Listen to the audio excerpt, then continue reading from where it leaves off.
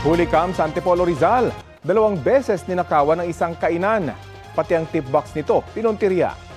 Balita hatid ni EJ Gomez. Umakyat sa bakod ng isang kainan sa Barangay de la Paz, Antipolo City ang isang lalaki madaling araw nitong Sabado.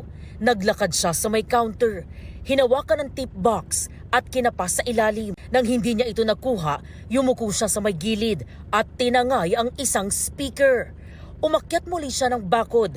Sa katumakas, bitbitang ninakaw na item.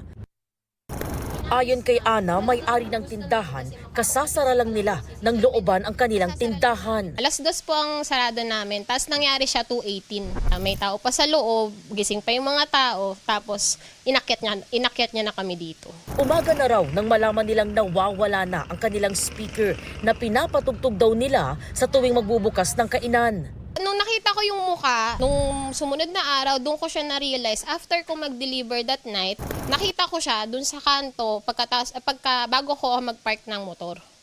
So, doon ko na-realize na, okay siya yun. Nag-iintay lang siya na magsara kami bago niya kami akyatin. 2 araw makalipas, tanghali nitong Lunes, pinasok muli ang kanilang kainan ng isa namang batang lalaki. Sa bakod din siya umakyat. Hinawakan niya ang tip box, sumampa siya sa upuan at pilit na tinatanggal ang tip box na nakascrew hanggang sa mabaklas niya. Sa katumakas ang batang lalaki. Siguro mga nasa 7 pa yata yung bata na yun. At tingin ko kasama rin nung unang umakyat sa amin. Kasi yung tip box na yun, yun din yung unang kinukuha nung unang magnanakaw na hindi niya nakuha kasi nakascrew. Ayon sa barangay, posibleng dayo at magkakilala ang lalaki at ang bata. Parang hindi po taga rito. First time ko po nakita yon. First time din pong makita ng aming mga tanod. Patuloy ang pagtugis ng mga otoridad sa dalawa. Doon sa mga nagnakaw dito sa Silawis, kung sa sino man kayo, mas magandang sumuko na lang kayo sa kapulisan. Nandito naman din po ang barangay at sa magulang na rin po ng minor de edad. Nandito po ang Barangay de la Paz para po kayo ay mabigyan ng counseling, lalo na po yung bata. EJ Gomez, nagbabalita para sa GMA Integrated News. Ito ang GMA Regional TV News. Nagsalpukan ang 2 motorsiklo sa San Nicolas, Ilocos Norte. Base po sa investigasyon, nag-overtake sa kabilang linya ang isang motorsiklo habang bumangga ito sa kasalubong na motor. Dead on the spot ang 34 anyos na rider na nag-overtake. Sugatan naman ang kanyang angkas pati ang 2 sakay ng nakasalpukang motor. Dinala sila sa ospital. Ayon sa pulisya, walang suot na helmet ang nasawing rider at kanyang angkas. Wala namang pahayag ang mga sugatan sa insidente.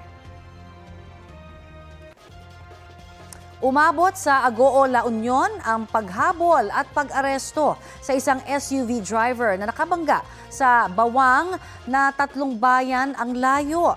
Sa kuha po ng cellphone video sa Agoo, kita ang pag-corner ng police mobile sa SUV na sinasakyan ng suspect. Pinaputukan ng isang pulis ang gulong ng SUV para mahirapan ng makatakbo at binasag ang bintana para mapasuko at mailabas ang driver. Ayon sa pulisya, nakabangga ng kotse sa Bawang ang SUV driver. Papunta na raw sila sa istasyon ng pulisya nang biglang lumihis ng direksyon ng SUV at humarurot kaya hinabol na ng mga pulis. Ilang sasakyan pa raw ang nabangga nito sa habulan kabilang ang isang tricycle. Nahaharap sa patong-patong na reklamo ang inarestong driver. Naghain na rin ng search warrant ang pulisya para mahalughog ang loob ng SUV niya. Sinusubukan pa siyang kunan ng pahayag. Kaugnay ng iniprobahang taas pasahe sa mga PUV dahil sa mataas na presyo ng produkto petrolyo. Makakapanayam natin si LTFRB Chairman Asek Vigor Mendoza. Magandang umaga at welcome po sa Balitang Hali. Magandang umaga, Rafi. Opo, hirit po ng ilang transport group, piso hanggang 5 piso na dagdag sa pamasahe. Mas malaki kaysa dun sa inoprobahan nyo para sa jeep at bus. Nagkaroon po ba ng konsultasyon sa public transport sector yung fare hike? Tatandaan dyan to. This is the petitions na final po ng transport group noong 2023 pa. Hindi ito yung mga bagong na-file pa lang. No? So, ang konsiderasyon po natin, yung mga presyo at that time, kinonsiderin po natin yung presyo ngayon, pero siyempre, linggo-linggo, nag-a-adjust tayo, di ba, ng presyo, no? So, hindi natin masama, especially yun yung pagtaas tong araw na to, no? At saka, ang effectively, Rafi, ang inakyat natin 2 piso eh. Kasi yung huling fare increase, 12 pesos ang minimum. Tapos binigyan natin ng provisional increase na piso noong 2023. Hindi na natin muna kinuha yun, no? So ang ginawa po natin yun, we made it permanent, yung provisional na yun. So yung 12 pesos, ginawa na natin permanent 14 pesos. Okay. So sa ngayon po ba may nakabinbin pang fair petition, may fair hike petition? Dahil ito nga, ang naging basehan nyo dati, yung luma pang petition eh. Meron ho bang nakabinbin pa ngayon? 3 po ang nakabinbin po ngayon, no? Yung kay dun sa taxi, regular taxi, yung UV Express, at yung motorcycle taxi. At kailan po ito madidesisyonan? Nako, depende pa kasi we would have to notify yung yung commuters group, depende po kung anong magiging position nila, kung hingi pa ba sila ng oras para mag-file ng kanilang position paper. Then magkukonsulta pa tayo nationwide, no? So it will take some time, no? Hindi yung kaagad-agad mangyayari po to. At epektibo na po itong fair hike na inaprobahan nyo sa Huwebes. May bagong taripa man o wala? Required pa rin ba na may copy sila ng bagong taripa? Oh, meron naman tayong ilalabas na fair guide para sa kanila, no? Para ma-reflect kung magkano dapat yung pamasahe per kilometer, no? So lalabas naman po yun this afternoon. So by Thursday, kasi ma-publish na namin itong mga orders na to. So by Thursday, pwede na ho implement. Tsaka Rafi, despite the fact that luma na itong mga petition na to, we still considered a fuel pump price of around 75 pesos per liter. Okay. So kumbaga naka-incorporate na rito itong mga bagong issue ngayon dito sa inaprobahan yung permanenteng fare increase? Opo. Kasi that was the price of fuel last week, no, mga 75 to 80 pesos per liter. So, pinasok na po natin yan. Kinonsider na po rin natin yan. Anong parusa po at babala nyo sa mga ngayon pa lang ay magtataas na ng singil sa pamasahe?